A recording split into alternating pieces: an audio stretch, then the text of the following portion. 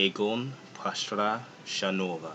The PM1910, which is the Protomot Maxima Orbresta 1910, is the Maxim machine gun model of 1910, was the standard issue heavy machine gun used by the Imperial Russian Army during World War I and the Red Army during the Russian Civil War and World War II as well.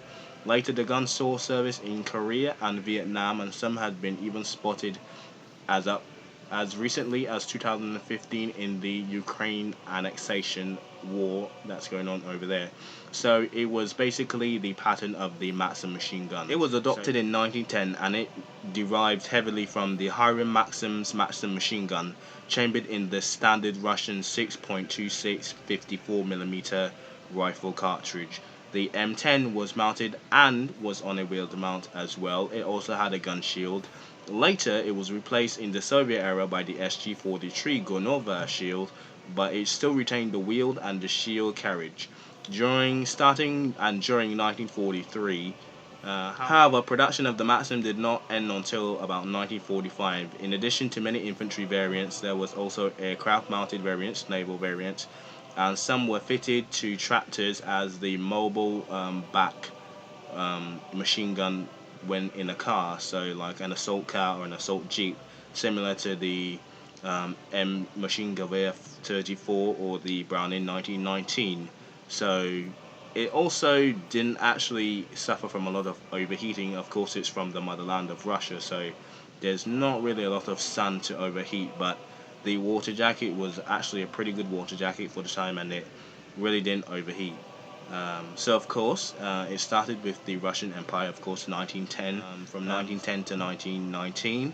Then the Soviets basically took over until the late 30s. There's also been some in Finland as well, and during the Soviet occupation of Poland, the actual Poles would use the PM1910.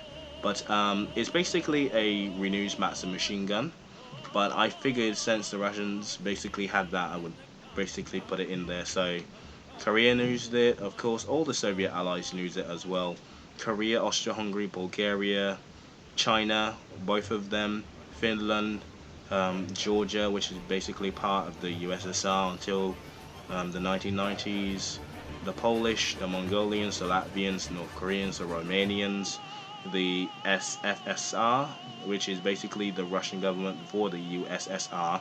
This is basically the Russian government that's responsible for the Soviet inauguration of Russia, if you know what I mean. Like, it's just the Soviet, it's not the Soviet Union yet, it's just after pre-Civil War Russia. But that's pretty much it. Those are pretty much the countries that knew it. Of course, North Vietnam, all the Soviet allies basically knew it at that point. And in the Second Spanish Civil War, the communists there as well. So that's basically it. It's basically a different variant from the Maxim machine gun. There's the Vickers, the machine Gewehrs, and the PM1910. So without a doubt, they will keep firing and keep firing at those Suka Blitz, my friend. And I don't really have a good cliffhanger to really go off of, so enjoy that one. And that's basically it. Thanks for watching. I know it's a short one, but honestly, with mounted machine guns, how long can I really last on a mounted machine gun anyway? So 5 minutes is not too bad. Anyway, learn something. This is the heavy machine gun of the Russian Empire, so that's basically it. Basically a Maxim machine gun. What more do you want? Alright guys, hope you enjoyed. Learn something.